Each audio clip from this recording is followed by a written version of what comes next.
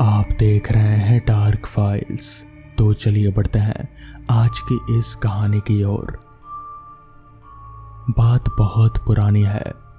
50 साल पहले बड़ौदा के करीब 20 मील दूर एक गांव था जहां पर मेरे दादाजी स्कूल में टीचर थे। उस स्कूल के मालिक बहुत ही अच्छे इंसान थे। हर समय सभी के लिए मौजूद रहते थे वो। शायद ये स्कूल उनके माताजी की स्मृति चिन्ह के साथ थी, इसलिए वो स्कूल से बहुत प्यार करते थे।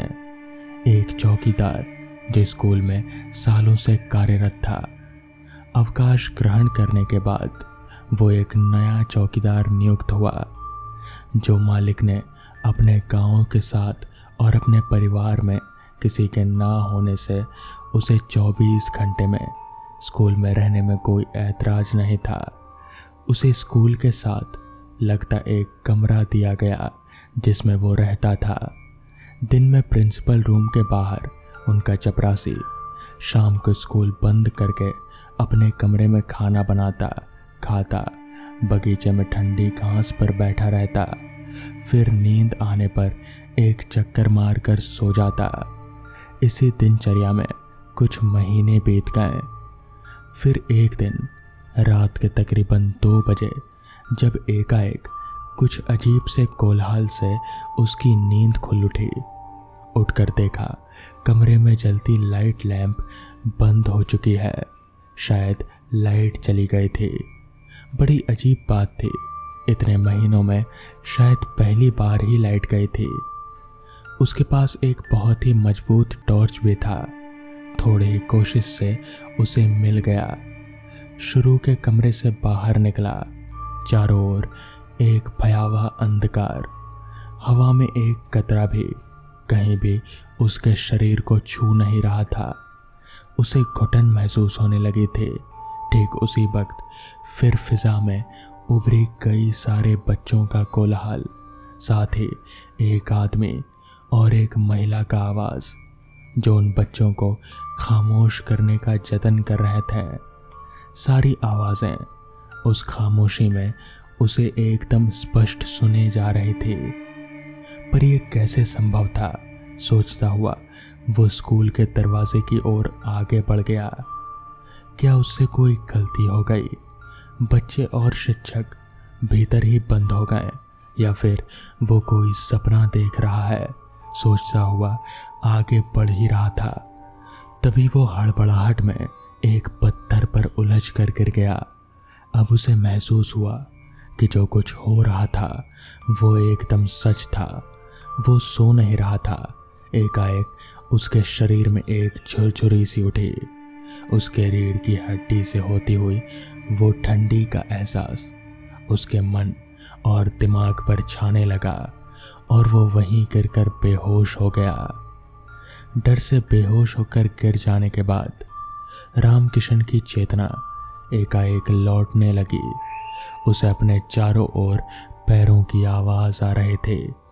शायद बारिश शुरू हो रही थी, क्योंकि बीच बीच में चेहरे पर गिरती पानी की बूंदें एक सुखद एहसास दे रहे थे। लेकिन ठीक उसी समय अजीब सा डर उसे आंख खोलने से रोक रहा था।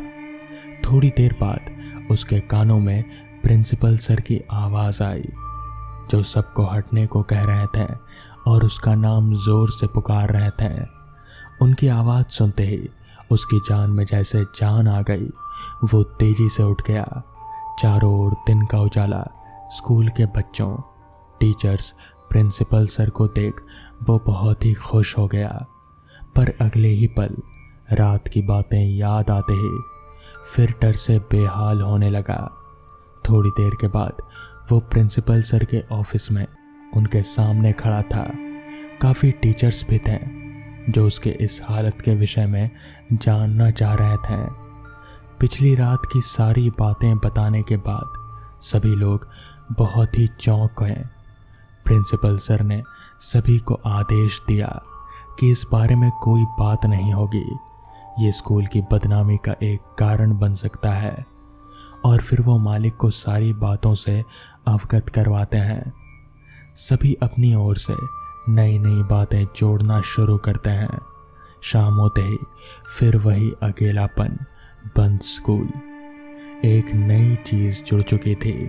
स्कूल के अंदर बाहर 4 बड़े हैलोजन लगाए गए थे, जो लाइट जाने पर खुद ब खुद जनरेटर पर शुरू हो जाते हैं। यानी अंधेरे से तो निजात मिल गया था, लेकिन डर से मुक्ति कैसे मिलेगी। किसी तरह से खाना बनाकर खाकर वो अपने कमरे में बंद हो गया। उसने सोच लिया था कि कुछ भी हो जाए वो बाहर नहीं निकलेगा, पर जाने कब बैठे बैठे उसे नींद आ गई। जब नींद खुली तो रात के तकरीबन 2 बजे होंगे और उसको पुनः वही कल रात का कोलाहल सुनाई देने लगा। वो डर के मारे कमरे के एक कोने में अपनी कुतरी को कसकर सिर से पांव तक लपेटे सिमटा लेटा रहा। सुबह होने पर ही वो अपने कमरे से बाहर निकला। आज उसने पूरी तरह सोच लिया था कि वो अपने गांव चला जाएगा, नहीं रुकेगा इस भूतिया स्कूल में। प्रिंसिपल सर के आते ही वो उनके पास जाकर पिछली रात की सारी बातें बता उनसे अपने गांव जाने की बात बताता है और बाहर आकर अपनी कुर्सी पर बैठ जाता है। रामकिशन सोचता है, महीने की 20 तारीख, जेब में पैसे भी ज्यादा नहीं, गांव में जाने की भी कोई जगह नहीं। अब बोल तो दिया, पर जाएगा कहाँ, कैसे, ये तो सोचा ही नहीं। ये सब सोचते हुए कुछ समय बीत गया। तभी वो जैसे चौंक उठा। सामने उसे मालिक साहब आते दिखे। हड़बड़ाकर खड़ा होने की चाह में उन्हें नमस्ते बोलना ही भूल गया। वो प्रिंसिपल सर के कमरे में चले गए और फिर थोड़ी देर में उसको अंदर बुलाया गया। वो अब मालिक साहब और प्रिंसिपल सर के सामने हाथ जोड़कर खड़ा था। दोनों ने एक बार फिर से उससे सारे दिन की, यानी कि उस सारी रात के बारे में बात वापस से विस्तार से सुनी, बिना कोई टीका टिप्पणी के। फिर मालिक जी ने पूछा कि क्या वो उन्हें मदद किए बिना ही गांव जाना चाहता है। अब उसको अपनी परेशानियां याद हो आई तो उसने कहा, मालिक, मदद तो मैं करना चाहता हूँ, पर अकेला बहुत जल्दी डर लगता है, तो मैं मदद क्या ही कर पाऊंगा। मालिक ने उसे बाहर भेज दिया और फिर प्रिंसिपल सर से पूछा, कोई और टीचर है जो इसकी कोई मदद कर सके। बहुत सोचकर उन्होंने शर्मा जी को बुलवाया। शर्मा जी स्कूल में सालों से कार्यरत थे और उन्होंने अपने बूते पर अनेक बार बच्चों के बीच हुई भयावह मारपीट के मसलों को सुलझाया था। बच्चों के बीच बेहद लोकप्रिय, बहुत ही बेहतरीन ताकतवर शरीर के मालिक, स्कूल के खेलकूद के अध्यापक शर्मा जी ने सारी बातें सुनकर अपनी सहमति जताई। फिर मालिक साहब ने रामकिशन को आवाज़ दी। अब रामकिशन ने शर्मा जी को सामने पाकर एक राहत की सांस ली। शर्मा जी तो उसे भी बेहद पसंद थे, हर वक्त उससे बहुत अच्छे से बात करते हैं। उनके मदद की बात सुनते ही रामकिशन का डर मानो हवा हो गया और वो राजी हो गया।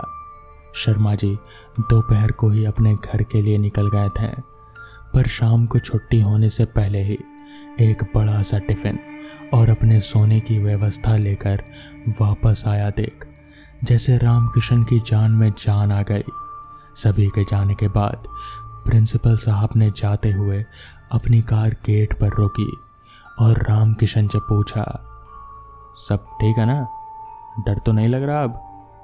फिर मुस्कुरा दिए और शर्मा जी को अंग्रेजी में कुछ समझा कर चले गए, जो रामकिशन को समझ नहीं आया, पर इतना ज़रूर समझा कि ज़रूरत में शर्मा जी को फ़ोन ज़रूर कर लें। रामकिशन फटाफट हरी घास पर एक कुर्सी शर्मा जी के लिए लगा देता है और 2 प्याली में गर्मा गर्म चाय बना कर ले आता है। आज दोपहर में ही उसने 2 लीटर दूध ले रखा था कि शर्मा जी जितनी बार भी चाहे वो उन्हें चाय पिला सकता है। उसे शर्मा जी के साथ रहना बेहद सुकून दे रहा था। ऐसा लग रहा था जैसे डर तो उसे कभी लगा ही नहीं। अपनी चाय लेकर उनकी कुर्सी के पास ही वो घास पर बैठ गया। दोनों चाय पी रहे थे कि उन्हें गेट पर मालिक साहब की गाड़ी आती दिखी।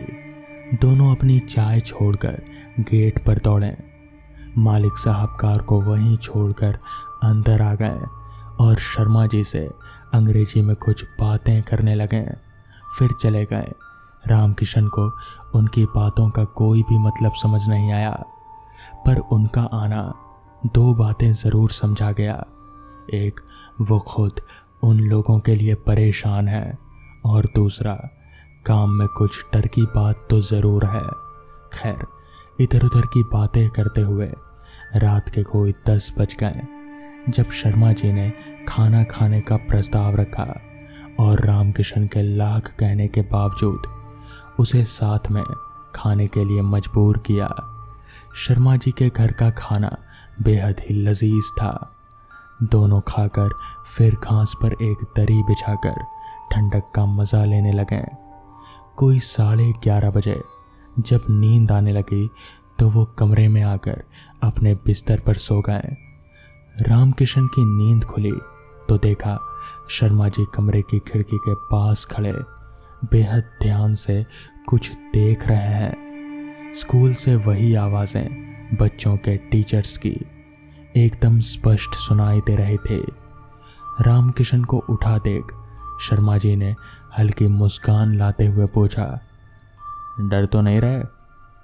साथ अंदर चलें? सिर हिलाकर उनके प्रश्नों का जवाब दिया रामकिशन ने, पर दिल में रामकिशन को डर चरम सीमा पर था और वो अपनी धड़कनों की आवाज़ शायद 1 मील दूर से भी सुन पा रहा था। हेलोजीन अंदर बाहर हर तरफ चल रहे थे, पर अंदर से आती आवाज़ें धीरे धीरे विभत्स रूप लेती जा रहे थे।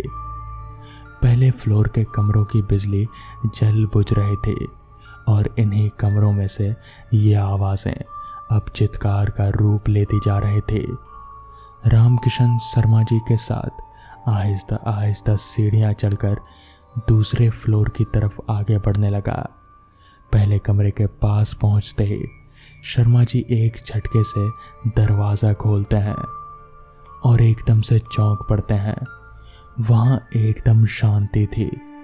बिजली के बल्ब बंद हैं, कहीं कोई गड़बड़ के निशान नहीं। सिर्फ एक चीज़ जो रामकिशन बताता है और उसे असामान्य दिखती है, वो थी ब्लैक बोर्ड। उस पर कुछ लिखा हुआ था जिसकी भाषा समझ में नहीं आती, और स्कूल के नियम के अनुसार हर टीचर्स क्लास के बाद ब्लैक बोर्ड को साफ करके ही क्लास छोड़ता है। यही हालत दूसरे और तीसरे कमरे में भी देखता है। जब ये दोनों दूसरे फ्लोर पर होते हैं, इतने में ही एक ज़ोर की आवाज़ होती है और पहली मंजिल की एक कक्षा से बच्चों के बैठने के बेंच और टेबल तकरीबन उड़ते हुए नीचे गिरते साफ दिखते हैं। पर जब ये नीचे दौड़ते पहुंचते हैं तो वहाँ कुछ भी नहीं होता। वापस पहले फ्लोर की कक्षा में देखते हैं तो कुछ भी गड़बड़ नहीं दिखती। ठीक उसी वक्त टीचर्स के इस्तेमाल के लिए टेबल एकाएक हीन उड़ती है और शर्मा जी की ओर आती है, पर उसी समय रामकिशन उन्हें धक्का देकर हटा देता है। पर इस काम को करते हुए वो खुद उस टेबल की जद में आ जाता है और घायल हो जाता है। शर्मा जी उसे उठाकर कमरे में ले आते हैं और स्कूल को बंद कर देते हैं। थोड़ी ही देर में सुबह हो जाती है। मालिक साहब और प्रिंसिपल आ पहुंचते हैं। रामकिशन को अस्पताल ले जाते हैं। शर्मा जी जब मालिक को सारी बातें बताते हैं तो वो चौंक पड़ते हैं। रामकिशन को एम्बुलेंस में अस्पताल को भेजकर मालिक साहब, प्रिंसिपल सर और शर्मा जी तीनों एक साथ प्रिंसिपल के कमरे में बैठते हैं। शर्मा जी पूरी घटना बताते हैं और सब कुछ बहुत ही डिटेल में बताते हैं कि आखिर उनके साथ हुआ क्या। फिर वो लोग उठकर पहले फ्लोर पर जा पहुंचते हैं। जहां पर रामकिशन को चोट लगी थी। ब्लैक बोर्ड पर लिखी इबादत अभी तक ज्यों की त्यों ही थी। प्रिंसिपल सर ने बहुत बारीकी से मिलान किया, पर वो उस स्कूल के किसी भी टीचर की हैंडराइटिंग से नहीं मिला। वहां पर पड़ी टेबल काफ़ी बड़ी और वजनदार थी, जिसको उठाकर फेंकना 1 या 2 लोगों के लिए भी मुमकिन नहीं था। मालिक साहब अपने इतने पुराने और पुश्तैनी स्कूल में चल रहे इस अजीबोगरीब घटना से काफ़ी चिंतित और दुखी लग रहे थे। उन्हें समझ नहीं आ रहा था कि आखिर ये सब हो कैसे रहा है और हो क्यों रहा है। बहुत दिनों तक ये घटना ऐसे ही चलती रही। रामकिशन तो अब उस स्कूल से नौकरी भी छोड़ चुका था, मगर मालिक साहब ने इसका पीछा नहीं छोड़ा। मालिक साहब ने बहुत जानने की कोशिश की कि ऐसा क्यों हो रहा है, तो फिर बहुत पता लगाने के बाद उन्हें मालूम पड़ा कि दरअसल बहुत साल पहले इस स्कूल में एक बहुत ही बुरा हादसा हुआ था, जिसमें बहुत से टीचर्स और स्टूडेंट्स मारे गए थे। कहते हैं कि उस समय ये स्कूल बहुत ही पुराना हुआ करता था और ये स्कूल एक बहुत ही बड़े भूकंप के लपेटे में आकर ढह गया और इसमें मौजूद बहुत से बच्चे और टीचर्स मारे गए थे। ये घटना बहुत पुरानी है, इसलिए मालिक साहब को ये पहले पता नहीं थी। तो दोस्तों, ये थी आज की पहली कहानी। तो चलिए बढ़ते हैं आज की दूसरी कहानी की ओर। बात कोई 60 साल पहले की है। उस जमाने में कहीं आने जाने के लिए जो जरिया था वो एक घोड़ा गाड़ी, जिसको कि एक प्यारा सा नाम दिया गया था, टमटम। शहर लखनऊ रात के करीब 11 बजे का समय होगा जब एक सुनसान चौराहे पर अपने टमटम लिए खड़े रहीम को काफ़ी वक्त गुजर चुका था किसी सवारी के इंतज़ार में। वो अपने मन ही मन में सोच रहा था कि काश कोई आखिरी सवारी मिल जाती तो घर जाने से पहले मज़ा ही आ जाता, काफ़ी रुपए भी हो जाते हैं। अगले 10 मिनटों में किसी के भी ना आने से वो अपने घोड़े को घुमाकर जैसे ही घर की ओर चलने वाला होता है, एकाएक उसे आवाज़ आती है, अरे भाई चलोगे क्या? उसने घोड़े की रास को खींच लिया। पलट कर देखा, 2 मौलाना बेहद खूबसूरत सफ़ेद वस्त्र धारण करे, गले में चमकती चांदी की माला के साथ कई मोतियों की मालाएं लिए खड़े थे। रहीम ने कहा, ज़रूर जाऊंगा, कहाँ चलिएगा हुजूर? जवाब मिला, कब्रिस्तान वाली मस्जिद। रहीम ने उतरकर टमटम की सीट को अपने साफे से साफ कर दिया और बेहद अदम से बोला, आइए सरकार। वो बैठे तो टमटम चल दी। थोड़ी दूर जाने पर उनमें से एक मौलाने ने रहीम से पूछा, मियाँ हमें वहाँ कोई 15 मिनट का काम है, क्या आप रुक कर हमें वापस हमारे चौराहे पर छोड़ देंगे? इस पर रहीम बोला, ज़रूर सरकार। वो मस्जिद में गए और फिर ठीक समय पर वापस भी आ गए। रहीम ने उनको जब वापस छोड़ा तो तकरीबन रात के 1 बजे का वक्त हो चला था। दोनों टमटम से उतरकर रहीम से 100 रुपए देते हैं। रहीम के कहने पर भी कि उसके पास छुट्टे नहीं हैं, तो इस पर वो बोले, मियाँ क्या आप रोज़ हमें इसी तरह इसी जगह से रात में ले जाकर वापस छोड़ दिया करेंगे? हम रोज़ आपको एक 100 रुपये दे दिया करेंगे।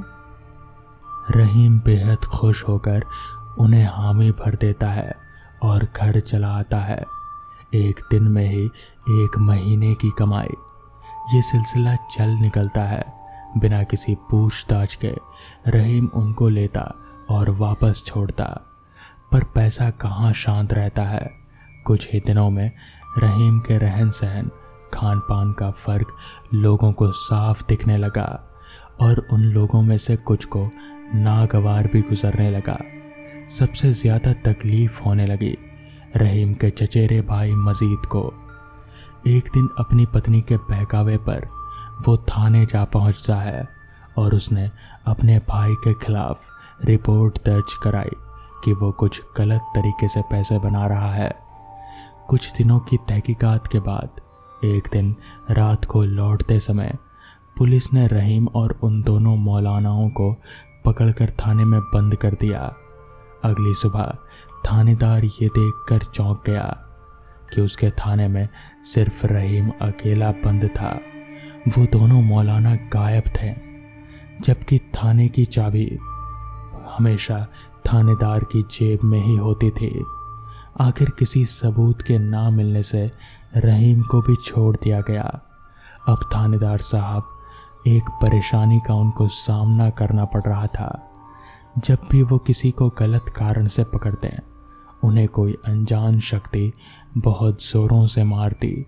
बहुत परेशान होकर आखिर वो रहीम के पास गए और उसे साथ में ले जा रहे उसी मस्जिद में ले गए और उन्होंने दुआ मांगी, माफ़ी मांगी और वायदा किया कि वो किसी भी इंसान को गलत तरीके से परेशान नहीं करेंगे। रहीम बहुत दिनों तक लगातार रात में उसी चौराहे पर खड़ा रहता। शायद वो वापस आए, कोई नहीं जानता वो मौलाना कोई आत्मा थे या फिर कोई जिन। तो दोस्तों, ये थी आज की दूसरी कहानी। अगर आपको ये कहानियाँ पसंद आई हो तो वीडियो को लाइक और चैनल को सब्सक्राइब करना ना भूलें। तो मैं आपका दोस्त आर्यन जल्द ही मिलूँगा आपसे ऐसी ही नई कहानियों के साथ। तब तक के लिए अपना ख्याल रखें।